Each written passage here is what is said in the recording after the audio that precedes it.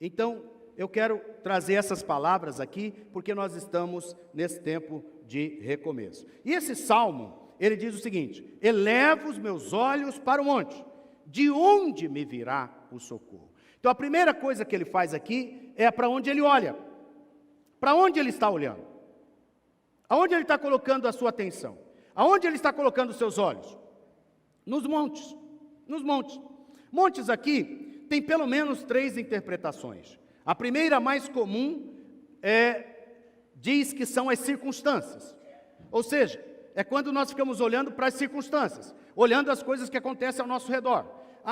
Se temos ou não temos, se as coisas vão bem ou não vão bem, se a saúde está legal ou não, se estamos com recursos ou não, Essas coisas são as coisas das circunstâncias. Ou se estamos alegres, ou se estamos com muitas bênçãos e tal, e aí nós ficamos olhando para essas coisas. Pode ser circunstâncias ruins, ou podem ser circunstâncias boas.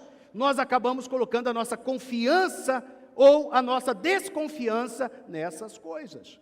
Montes aqui também eram aqueles lugares chamados lugares altos, aonde principalmente quem não servia a Deus, mas servia aos ídolos, tinham os seus lugares de culto. Era muito comum na época de Jesus ou na época do Antigo Testamento que nos montes tinham os locais de culto, altares a deuses nos montes. Normalmente era Baal, os Baalins e outros deuses tinham nichos, tinham altares nesses montes. Por isso o salmista também está dizendo, eleva os meus olhos para os montes. As pessoas às vezes estão colocando os seus olhos aonde?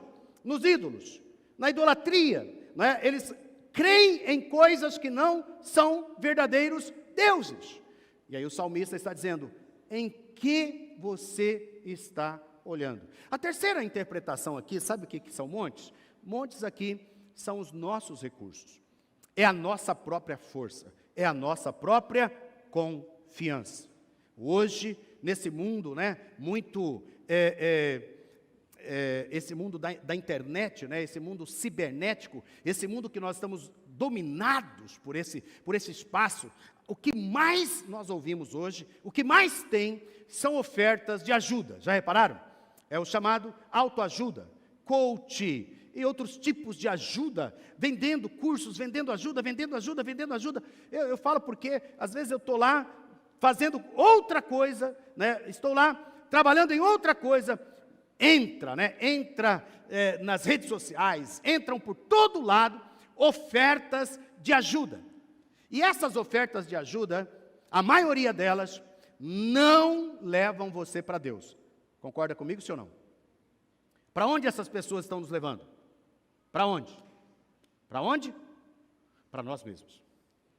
Ele vai dizer e vai ensinar que há todo um poder dentro de você, há todo um potencial que você não usou ainda, há toda uma força aí dentro de você que você não explorou e que Ele vai te ajudar a explorar. Se você for com Ele, você vai sair do outro lado poderoso, incrível, você vai sair o cara, você vai sair lá todo cheio do seu potencial, da riqueza, não é? Mas não esqueça de passar o cartão de crédito no final, em algumas parcelas, não é? Estão comigo, senhor não? Talvez até você já fez um curso desse. Não quero te condenar, por favor, nem quero te culpar, por favor. Se você fez, procure filtrar e procure receber alguma coisa boa desse curso que você fez, amém? Porque todas as coisas cooperam para o nosso bem. Você crê assim, sim ou não? Até um curso desse pode te abençoar. Mas eu quero te dizer que você não tem que colocar a sua confiança em você. Pode parecer estranho, Às vezes vocês ficam aqui ouvindo a gente falando, esses pastores estão na contramão.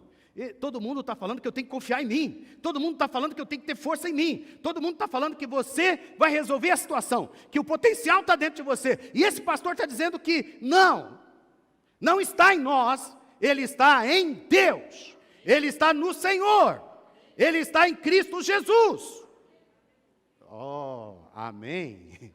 Glória a Deus. Davi, o salmista, sabia disso. Ele falou assim, eleva os meus olhos para os montes, mas de onde me vem o socorro? De onde me vem o socorro? O meu socorro vem do Senhor. O meu socorro vem do Senhor, que fez os céus e a terra. Esse é o que nos socorre, esse é o que nos abençoa, esse é o que nos guarda. E Ele nos abençoa onde? Abençoa dentro de nós, sim. Ele abençoa o nosso homem interior, sim. E nós somos fortalecidos dentro de nós, sim. Mas nós somos fortalecidos pela fé no Senhor. Nós somos fortalecidos pela graça do nosso Deus. Nós somos fortalecidos pelo Espírito de Deus que está dentro de nós. Nós precisamos nos voltar para Ele. Nós precisamos elevar os nossos olhos para Ele. Nós precisamos colocar os nossos olhos, conforme Hebreus 12, 2 diz, né? Olhando firmemente para... Não ouvi? Olhando firmemente para Jesus. De novo, olhando firmemente para... De novo, olhando firmemente para Jesus, o autor e consumador da nossa fé. Aleluia. É Ele, é só Ele que pode nos abençoar. O meu socorro vem do Senhor, que fez o céu e a terra.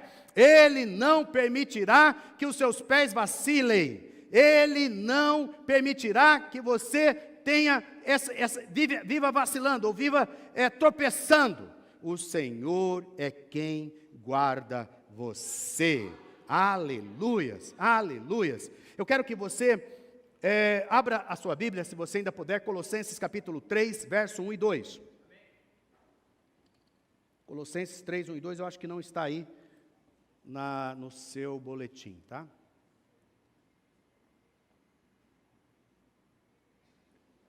Paulo, aqui ainda está muito pouco o retorno. Diz assim, melhorou um pouco mais.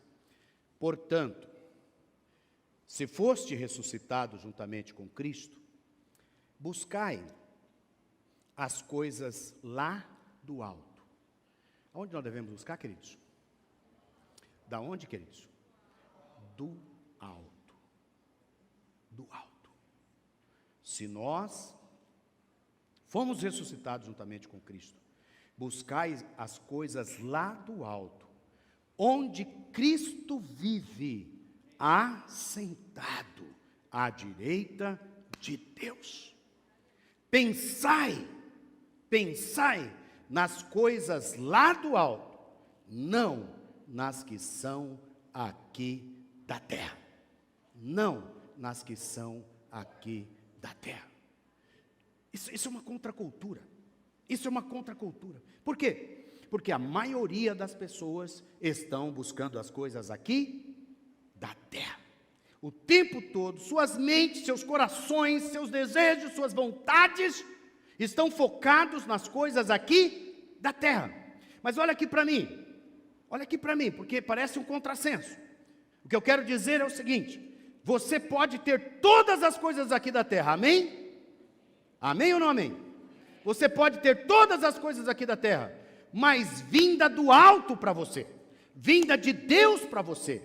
Você primeiro olha para Ele, você fala com Ele, você pede para Ele, você depende dEle. Você está com o seu coração e sua mente totalmente nele. Você está pedindo para Ele. A sua fé está nele. Ele é o que te dá essas coisas. Ele te abençoa, Ele te guarda, Ele te protege. Ele te ouve, Ele te atende. Ele tem prazer em te dar essas coisas. Mas você não vai colocar os seus olhos e não vai colocar a sua energia e nem vai colocar o seu tempo só nas coisas dessa terra. Nós vamos olhar para cima, para as coisas do alto, e dele vem a nossa bênção, e dele vem a nossa provisão. Às vezes os irmãos acham assim: pastor, então esse negócio aí é para eu ficar assim, agora, ocioso, preguiçoso. Não tem nada de ociosidade e não tem nada de preguiça. Vou te explicar. Primeira coisa, você acha que preguiçoso ora? Você acha que preguiçoso ora? Preguiçoso não ora. Preguiçoso não ora. Provérbios diz que preguiçoso é tão preguiçoso que ele não consegue levar a mão no prato, do prato à boca. Preguiçoso não ora. Agora, se você é alguém que ora, se você é alguém que olha para cima, para a coisa do alto, você, né, se mira nele, você busca ele, você fala com ele, pode ter certeza, não vai ter espaço para preguiça. Sabe o que vai ter? Vai ter revelação de Deus, vai ter revelação do Espírito. O Senhor vai te falar: meu filho, minha filha, hoje você vai em tal lugar, que lá está a minha bênção. Estão comigo? Você vai fazer esse curso, porque é esse curso que eu vou te abençoar. Não é? Você gosta dessa área de concurso, da área pública, o Senhor vai te dirigir naquele concurso, você vai fazer e você vai passar sendo um dos primeiros nesse concurso. Estão comigo, sim ou não? Você é um empreendedor, você vai orar e o Senhor vai te levar naquele lugar que a porta vai se abrir para você e você será grandemente abençoado naquele empreendimento que você vai fazer e vai realizar. Então não é ficar ocioso, então não é ficar preguiçoso, então não é ficar, né, deitado eternamente em berços esplêndidos, como diz a nossa canção, é ou não é? Mas é você ter uma atitude de primeiro olhar para quem? Para onde vem o nosso socorro, de onde vem a nossa provisão. É Ele quem nos guarda, é Ele que nos abençoa, é Ele que nos protege. Aleluia! Aleluia, aleluia, aleluia. E eu quero dizer para você, meu querido, minha querida, se você, porventura, não tem orado, se você não tem falado com Deus, se você não tem buscado ao Senhor nesses dias, tem um caminho. Qual que é o caminho? Qual que é o caminho? Comece a buscar. Comece a buscar. Falava com Deus esses dias. Falava: Senhor, me perdoa. Me perdoa porque eu não tenho buscado ao Senhor como deveria buscar. Me perdoa, Senhor, porque eu poderia estar recebendo muito mais do que eu já tenho recebido. Mas por, às vezes, não buscar ao Senhor como eu poderia e como eu deveria, eu acabo não recebendo. Eu já recebo muitas bênçãos, amém? Você já recebe muitas bênçãos, amém? Recebe ou não recebe? Você não é um agraciado? Seu coração não está cheio de gratidão por aquilo que Deus já fez e está fazendo na sua vida, sim ou não? Agora, você imagina que Deus tem muito mais? Você imagina que Deus tem muito mais? Você crê que Deus tem muito mais? Se você crê, se você imagina, é só buscar ao Senhor. Não coloque a sua confiança nas circunstâncias, não coloque a sua confiança em deuses falsos, não coloque a sua confiança em você mesmo e na justiça própria, coloque a sua confiança no Senhor. Busquem as coisas lá do alto. Eu quero parar um pouquinho nisso. Busquem as coisas lá do alto. Estão comigo, sim ou não? Busquem as coisas lá do alto, ou seja, vamos até Deus, vamos até Jesus, e de lá Ele dá as coisas, entenderam a palavra? Busquem as coisas lá do alto, ou seja, a palavra do Senhor diz assim: venha o teu reino, seja feita a tua vontade. Nós precisamos pedir para que as coisas venham de lá para nós, e quando elas vêm de lá para nós, elas não são pesadas, estão entendendo? Elas não são doloridas, elas não são penosas. Às vezes nossas conquistas são muito duras, nossas conquistas são muito difíceis, né? No passado eu não entendia isso. Eu gostava daquela frase: matar um leão todo dia. Conhece alguém que fala essa frase? Eu conheço umas pessoas. Você chega para ela e fala assim: e aí, meu irmão, minha irmã, como que você está? Eu estou, pastor, matando um leão todo dia. Parece que é virtude, não é? Parece ser uma coisa virtuosa. Mas eu quero dizer para você, vou fazer o trocadilho, né? O leão da tribo de Judá já matou os leões que vinham te devorar. Amém? O leão da tribo de Judá é ele que governa. E ele não traz medo, ele não traz dificuldades. Nós precisamos voltar para ele. E por último, João 3,31. Quem vem das alturas certamente está acima de todos. Quem vem da terra é terreno, e fala da terra. Quem veio do céu está acima de todos. Buscai as coisas lá do alto, onde Cristo vive, assentado à direita de Deus. Tem todo um estudo, nós não vamos entrar em detalhes nele hoje, sobre o medo. Mas fizemos questão de colocar essa palavra sobre o medo. Por quê? Porque nós, muitas vezes, somos movidos pelo medo.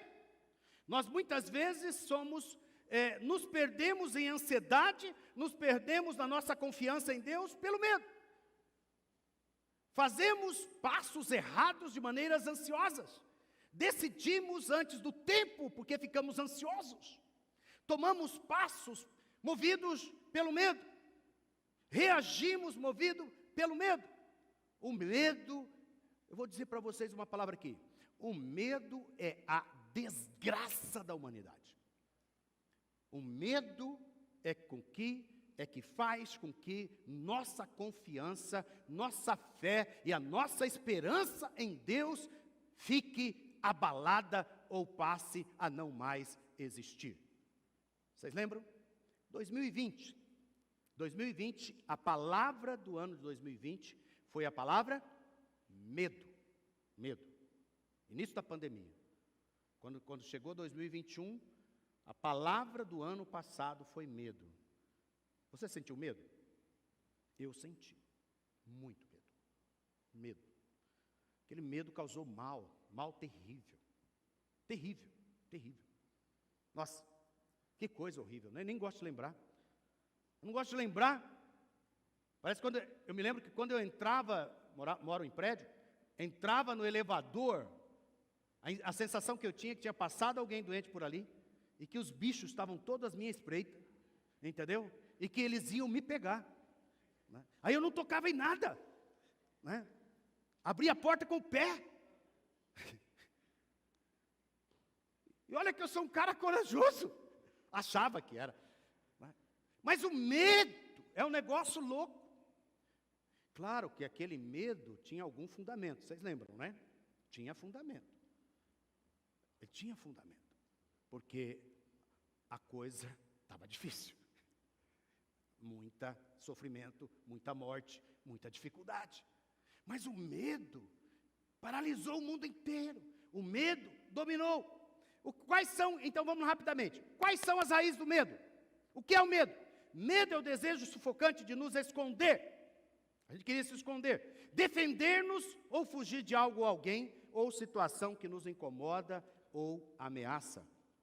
O medo sufoca, diminui nosso interesse, nossa atração e a nossa energia. O medo paralisa as pessoas. Paralisa as pessoas. E nós que estamos à frente da obra do Senhor, e você que está à frente de sua família, você que está trabalhando, você que está à frente de qualquer coisa, a maioria de nós estamos à frente de alguma coisa, concorda comigo, sim ou não? A maioria de nós temos algo que nós somos responsáveis. Seja a nossa família, seja nossos filhos, seja o nosso trabalho, seja a posição que nós ocupamos, seja o ministério da igreja, seja qualquer coisa aonde nós estamos. Nós somos sempre motivados a não avançar por causa do medo. Por exemplo, nós estamos pensando nessa reforma, pensando nessas coisas, não é? Isso tudo está envolvendo algumas dezenas, eu diria já, pastor Rodrigo, acho que 2 centenas de milhares de reais. Então nós ficamos pensando, é hora de fazer isso, nós estamos saindo da pandemia, não é? Será que é o momento adequado? Será que vamos conseguir ter os recursos? Será, o verbo será, a expressão será, normalmente é uma expressão que demonstra, num primeiro momento, uma determinada prudência, concorda comigo? Parece prudência. Mas se você não olhar de maneira correta, ela pode manifestar o quê? Medo. E aí você paralisa. E eu quero dizer para vocês, nós fizemos isso, estamos fazendo ainda, estamos pela metade, mas nós cremos que Deus vai nos dar os recursos, amém? Você não está mais confortável aqui? Você não está mais feliz aqui? Amém? Esse ambiente não está melhor para nós cultuarmos? Domingo passado eu estava passando aqui pela escada, uma irmã, uma líder nossa, ela falou uma expressão interessante. A expressão que ela disse é: parece que eu estou em uma outra igreja. A hora que ela falou isso, pastor Rodrigo, eu falei: uau, alcançamos o propósito. Uau, pensei comigo, alcançamos o propósito. Realmente era isso que nós queríamos. Nós queríamos que você entre aqui e você pense e você imagina, essa não é aquela igreja, essa é uma outra igreja. Mas o que move você a fazer esse tipo de coisa? É quando você vence o medo. Você vence o medo. Se nós não vencêssemos o medo, nós estaríamos aqui, né, daquele mesmo jeito, daquela mesma forma, com aquelas mesmas dificuldades, né, lutando como a gente lutou aqui, com muitas deficiências, nem quero mais lembrar das muitas goteiras, das muitas água, das muitas dificuldades, das muitas rachaduras, né, das salas com problema que nós estamos resolvendo. A nossa sala infantil vai ser completamente reformada, tirada o piso, colocado um novo piso, a sala do lado vai ser completamente, né, como que é essa proteção que a gente faz ali? Um revestimento para que a umidade não chegue mais lá, né? Nosso exterior vai ficar com uma nova cor, uma nova pintura, uma nova iluminação. Vocês estão entendendo, sim ou não? Mas se você não vence o medo, o que acontece? Nada disso vai para frente, nada avança. O medo paralisa você. O que você precisa vencer hoje? O que está te paralisando hoje? Pensa. Para onde você está olhando? Você está olhando para a circunstância? Você está olhando para o seu potencial? Você está olhando para alguns deuses mágicos aí fora que podem resolver a sua situação? Eu quero que hoje, em nome de Jesus, você eleve os seus olhos para o Senhor. Nós elevemos os nossos olhos para aquele que nos guarda, aquele que nos abençoa, aquele que nos socorre. Aleluias! E você vai vencer essa paralisia, esse sufoco que você está vivendo. Existe o medo racional, e ele é muito bom, é o tipo de medo proporcional ao nível de perigo ou ameaça, ele é saudável, indispensável para nos proteger. Muito simples, é ou não é? Nós estamos lutando aqui. Se algum irmão querido que tem influência aí está nos ouvindo, ou está ouvindo aqui, nos ajude. Nós já estamos há uns 5 anos lutando por uma faixa elevada aqui na frente desse prédio. Uma vergonha, né? Acho que a gente vai ter que eleger alguém. Eu não sou muito fã de política, mas acho que a gente vai ter que eleger alguém para fazer essa faixa. Já veio gente, já filmou, já teve acidente, já teve tanto problema aqui. A gente não consegue. Acho que a gente precisa orar mais, né, irmãos? Eu estou aqui tentando, lembra? Colocar minha confiança em política. Acho que a gente precisa orar aqui para Deus mover o coração desse povo. Porque pedir a gente já fez e tal. Mas aí, você vai atravessar essa avenida aqui. Seu carro está do outro lado, sua casa está do outro lado. O que você faz? Você para, é ou não é? Você observa. Você não chega ali assim, eu sou bom. Pom. O que vai acontecer?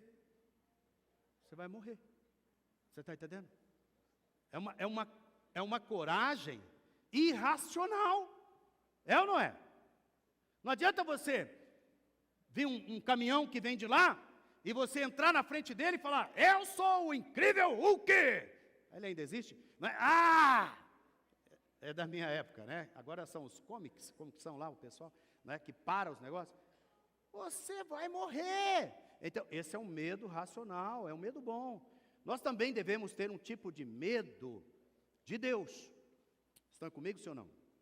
É um medo racional. As pessoas acham estranho eu falar isso, mas é correto.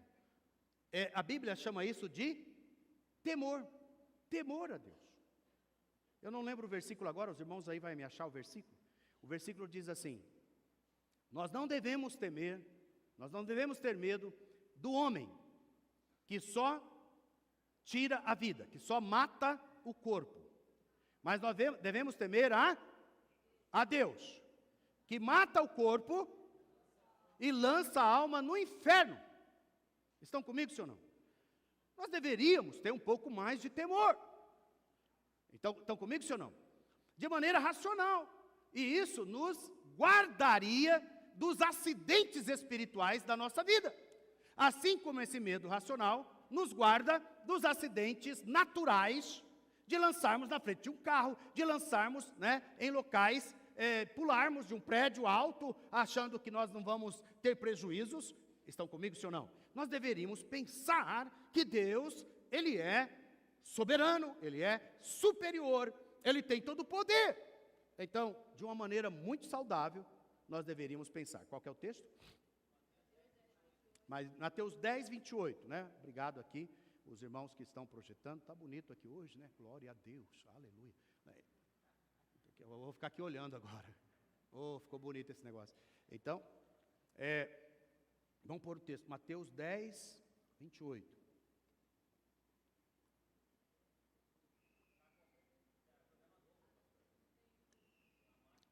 A máquina é nova, não está entrando os textos. Mas ele diz exatamente isso, E não temais os que matam o corpo e não podem matar a alma. Temei antes daquele que pode fazer perecer no inferno a alma e o corpo. Uau! Temamos aquele que pode fazer perecer a alma e o corpo no inferno. Então você não precisa ter um medo, vamos lá, você não precisa ter um medo exagerado de Deus, e você não precisa ter um medo irracional de Deus. Estão comigo? Mas você deve ter um medo racional de quem manda. Não é assim? Lembra da frase? Manda quem pode, obedece quem tem juízo. Estão entendendo? Obviamente, que às vezes a gente tem uma ideia de Deus, um Deus punidor. Deus não tem prazer em punir ninguém. Deus não tem prazer em que as almas vão para o inferno, de forma nenhuma. Concorda comigo, sim ou não? Tanto é que Ele entregou o seu próprio Filho, Jesus. Ele entregou Ele mesmo, Ele entregou aquilo que era parte dEle, da Trindade, seu Filho, para que você e eu fôssemos salvos, porque Ele não tem prazer na morte, Ele não tem prazer, numa situação de perdição de uma alma. Por isso Ele está chamando para que todos venham a Ele, para que todos olhem para Ele, para que todos se entreguem a Ele, para que todos vivam para Ele, para que tudo seja nele, por Ele, para Ele e para sempre, toda honra, toda glória, todo poder. E você vai dizer, amém, aleluias, porque quando nós estamos assim, nós não vamos ter esse medo nem exagerado, nem esse medo irracional. Seguindo para frente, por que ficamos com medo? Porque existe perigo, não é? Até aqui tem uma expressão, Você saltaria de um avião sem paraquedas ou com paraquedas não testado, um paraquedas velho? Não é? Por quê? Porque é uma forma de você ficar com medo. Temos medo quando nossa autoestima é ameaçada. Esse medo aparece quando enfrentamos o fracasso, quando sentimos falta de propósito na vida ou quando não experimentamos o amor. Essa semana, Mira e eu fomos comer um peixe. Segunda-feira, Irmã Francisca foi também junto. Minha família, ali. Fomos aqui essa beira-rio que tem aqui, São Gonçalo. São Gonçalo, beira-rio. Quem conhece? Muita gente conhece. Quem não conhece pode conhecer. Peixinho bom, abençoado. Vamos lá comer um peixe. Quando nós chegamos, eu não compartilhei isso com Mira. Mas quando eu parei num local, me veio uma forte lembrança. Exatamente há 26 anos e meio atrás. Quando nós tivemos que fechar nossa empresa por falência. Tinha um ano de ministério pastoral. Eu não sabia para onde ir. Peguei o carro e fui exatamente parar lá no São Gonçalo, beira-rio. Tinha uma entrada, agora está fechado, fizeram um monumento, alguma coisa. Tinha uma entrada que dava aonde tem uma pedra, um monte de pedra. Conhece, o pessoal conhece lá? Uma pedreira assim, a água vai até lá. E eu fiquei ali horas e horas, orando e falando com Deus. e saí de lá com a decisão clara e objetiva de terminar e parar com aquele negócio do jeito que estava. Só que eu estava com medo, muito medo. O que íamos fazer? Para onde nós íamos? Onde iria trabalhar? Né? Que recurso? A única fonte que nós tínhamos, nós dedicamos a isso 5, 6 anos. Muito medo. Muito medo. Foi um período difícil. Foi um período que a depressão quis me visitar de novo. Nos visitou lá em casa, nesse período. Foi um período que eu fiquei sem telefone, porque eu não queria receber cobranças. Naquela época, ter telefone era alugado, já era um luxo, era um negócio muito, muito difícil. Então, eu entreguei o telefone e fiquei sem. Mas para mim foi uma bênção, porque eu não tinha pessoas me perturbando. Mas medo dominou meu coração. A tendência é quando a gente perde as coisas, quando há luto, quando há separação, né, sua autoestima cai. Eu tinha um sentimento que nunca mais iria me levantar. Tinha um sentimento que nunca mais ia conseguir ter nada com êxito. Tinha um sentimento de derrota horrível. Eu tinha medo de sair para trabalhar. Eu tinha medo, né, de ir lá no banco e conversar com o gerente para acertar a dívida.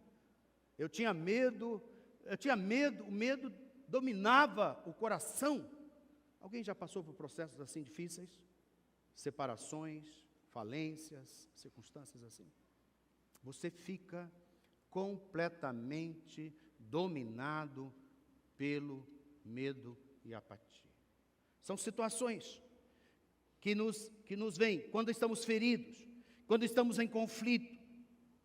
Mas eu quero dizer para você, e eu quero já caminhando para o final, que o medo, ele, além de causar uma paralisia, ele causa o quê?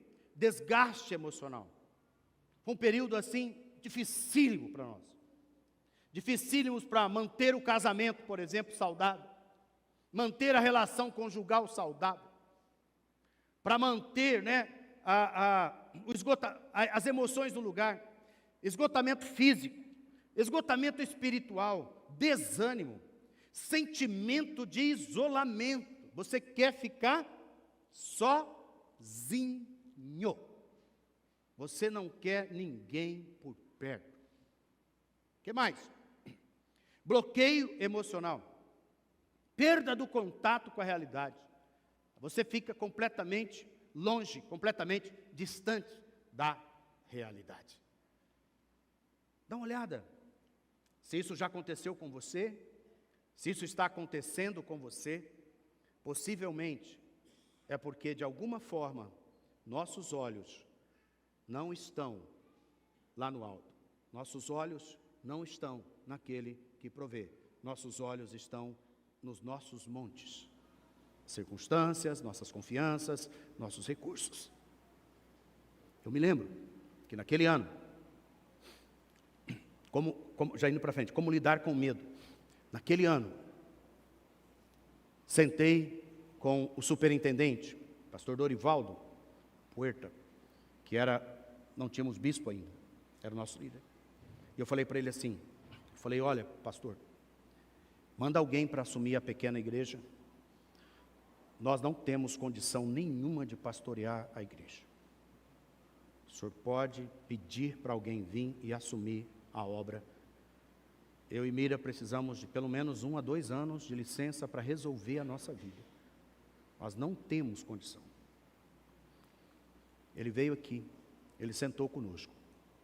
E ele falou assim, você não vai deixar a igreja. E ele começou a falar na minha vida. Ele falou dizer, o Senhor é com você. Você vai sair dessa situação. Isso vai ser um testemunho para muitas pessoas. O Senhor vai te usar, o Senhor vai te dar graça, o Senhor vai te dar força. Mas uma palavra foi fundamental, sabe qual foi a palavra? Ele disse assim, eu estou com vocês. Aconteça o que acontecer. Eu estou com vocês. Estão entendendo? Às vezes nessa hora, o que você precisa é de alguém que diga assim para você: olha, eu estou com você. Estou. Vou orar por você. Vou pôr a mão no fogo por você. Qualquer coisa que acontecer, eu estou com você. E é verdade.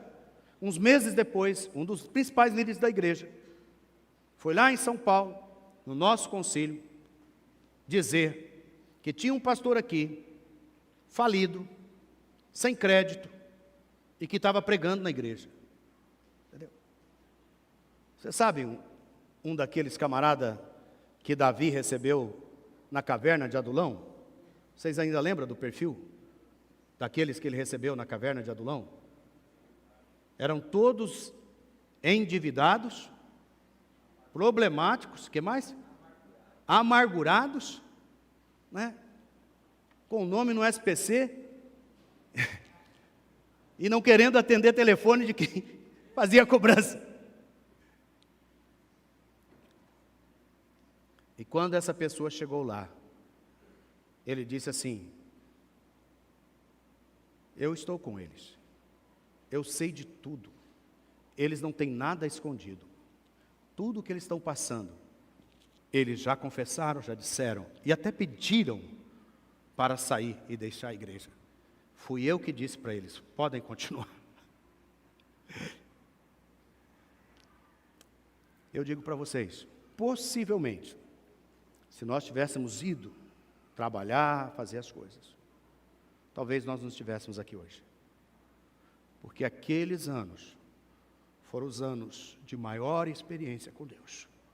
Foram os anos que nós mais experimentamos milagres e dependência de Deus. Foram os anos que nós mais vimos a mão de Deus sobre nós, provendo, abrindo portas, cuidando de nós, né? Coisas assim absurdas. Uma delas, por exemplo, me lembro que nós tínhamos a dívida em um banco, que nos financiou, a empresa. Quando ela começou a ficar com dificuldades, como que o empresário faz? Ele vai lá no banco, pega o tal do empréstimo, que é chamado, Rodrigo, ajuda aí, custeio, não, como que é? Capital de giro. Oh, Deus, livra você do capital de giro, amém, irmão? Só em último caso, muito bem seguro, tá?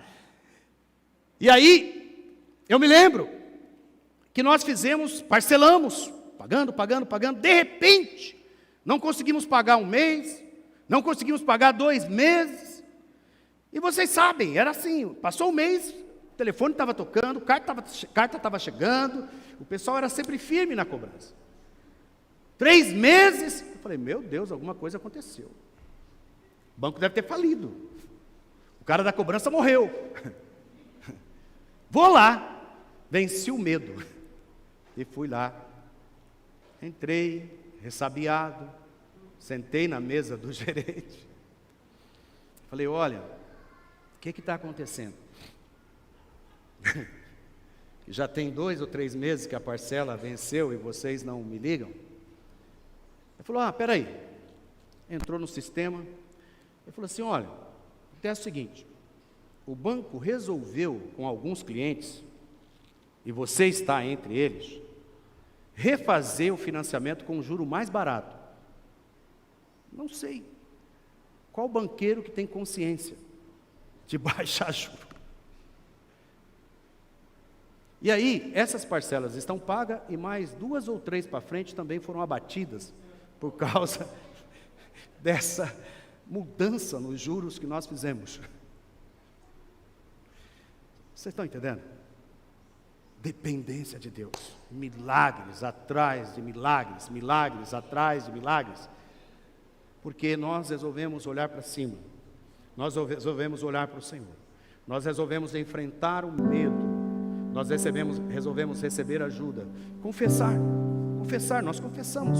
Inclusive confessamos nossa total insuficiência. É ou não é? Confessamos que não tínhamos condição de liderar uma igreja. Confessamos que realmente estávamos encrencados. Confessamos que realmente não tínhamos, nós não ficamos escondendo as nossas coisas. Mas o Senhor veio com sua compaixão. Levantou pessoas para nos abençoar. Milagres atrás de milagres, milagres atrás de milagres. Então eu quero dizer para você, entenda seu medo. A Bíblia diz em Filipenses 4, 6 a 7: não andeis ansiosos por coisa alguma, mas faça conhecida diante do Senhor todas as suas necessidades, ansiedades, medos e tudo diante do Senhor, não é? Expresse seu medo. Você pode fazer isso em orações a Deus. Você pode fazer isso com o seu pastor. Eu fiz com o meu superintendente. Você pode fazer com um grupo de apoio, com pessoas de sua confiança. O importante é encontrar uma forma e alguém com que possa contar e se expressar. Sem isso será difícil passar para o próximo passo, que é resolver o seu medo. Hoje você vai resolver o seu medo. Aleluia. Uma das palestras que mais nos impactou no Summit foi Vença o Medo, não foi? Uma jovem que ela fez 100 desafios. Ela escreveu uma lista de 100 coisas que ela tinha medo. E ela resolveu, em 100 dias, todo dia, enfrentar um dos seus medos. Enriqueceu a menina. Depois de 100 dias enfrentando o seu medo, ela escreveu livros, ela se tornou palestrante. Ela ensina pessoas hoje a vencer o medo. Você vê que vencer o medo é sempre um lucro, é sempre uma prosperidade para a sua vida. Porque quando você vence o medo, você vai. Quando você vence o medo, você chega, você resolve, você confronta, você não deixa as coisas se enrolar, você não posterga, né? Eu detesto essa expressão, né? Você não empurra com a barriga, você não procrastina. Então é essa forma bonita de falar, tá entendendo? Você não deixa para amanhã o que pode ser resolvido hoje e amanhã. Você não deixa para depois aquilo que pode fazer agora. Você resolve, você confronta, você fecha. Lembra que eu falei? Nós estávamos há 1 ano e pouco, né, girando aquela empresa, endividando aquela empresa. Fui para o Senhor, fui falar com Ele, fui lá naquele lugar de retiro. Essa disciplina que sempre o Senhor me ensinou há muitos anos. Separar um tempo para Ele. Separar um tempo para ouvir em momentos importantes as decisões que precisam ser tomadas. E ali, ao ouvir o Senhor, sair dali e resolver a situação. Cheguei no escritório, chamei Mira e falei: fechou, baixou as portas hoje. Hoje não tem mais para onde ir e não tem mais o que fazer. Hoje fecha, mudou, fechou. Foi um alívio quando fechou, porque aí agora era administrar outras coisas, não mais aquele problema. O Senhor está te chamando hoje para os seus olhos mudar para cima. Estão comigo, Senhor? Não? Seus olhos saírem das circunstâncias para o Senhor. E essas coisas, elas te ajudam. À medida que você vai vencendo, à medida que seus olhos vão aprendendo a buscar o Senhor, à medida que os seus olhos vão para Deus, você vai se tornando uma pessoa madura, vai se tornando uma pessoa mais próspera, você vai se tornando uma pessoa mais firme, você vai se tornando uma pessoa também capaz de ajudar outras e de abençoar outras. Estamos precisando de gente, estamos precisando de homens e mulheres firmes, que sejam bênção na vida de outros. Vamos ficar de pé. Então nossos medos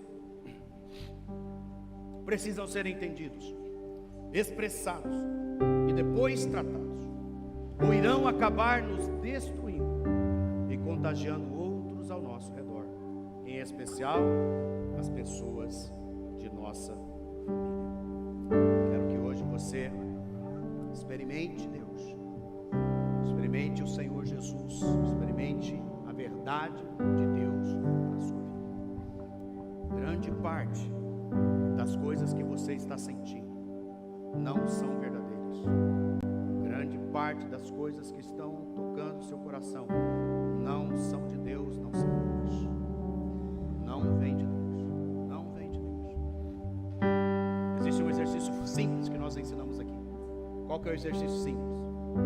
Uma forma de filtrar esses pensamentos destrutivos, essas meias verdades de Satanás, é você dizer assim: meu Deus que está no céu me diz, e então acrescenta o pensamento que está em sua mente.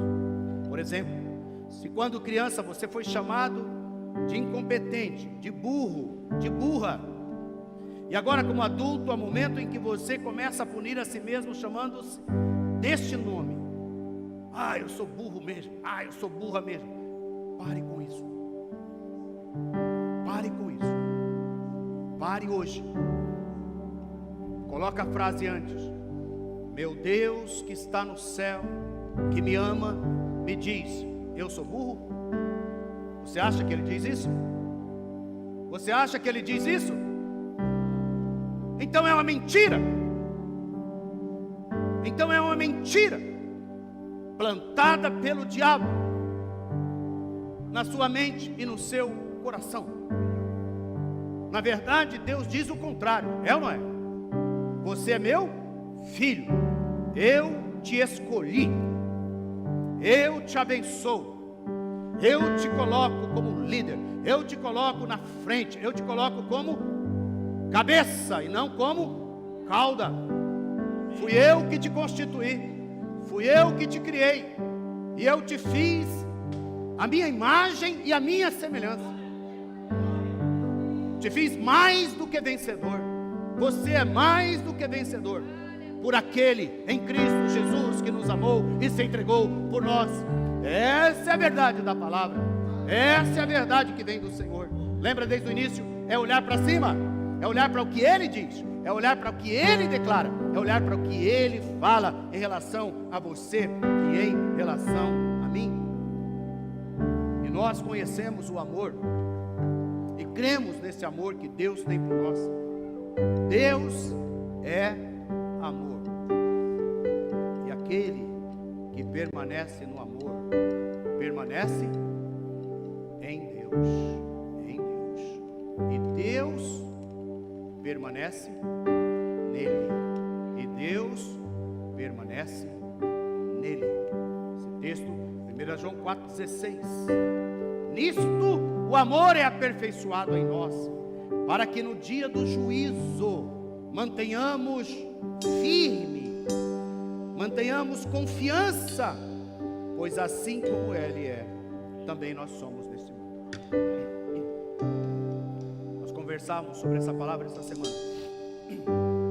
Tem um juízo final, mas tem um juízo acontecendo todo dia conosco, sim ou não?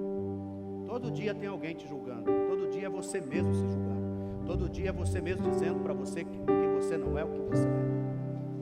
A Bíblia está dizendo que se o amor está sendo derramado no seu coração, você está aperfeiçoado no amor, e você vai ter confiança no dia do juízo.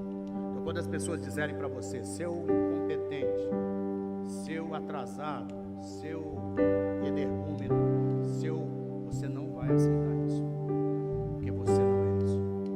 Nenhum juízo há contra você. E eu termino dizendo, o amor não existe medo. Vamos declarar? No amor não existe medo. Pelo contrário, perfeito amor lança fora o medo. Lança fora o medo. Porque o medo envolve castigo, culpa, condenação. E quem teme não é aperfeiçoado. Hoje você vai olhar para o Senhor. Hoje você vai olhar para cima. Feche seus olhos agora.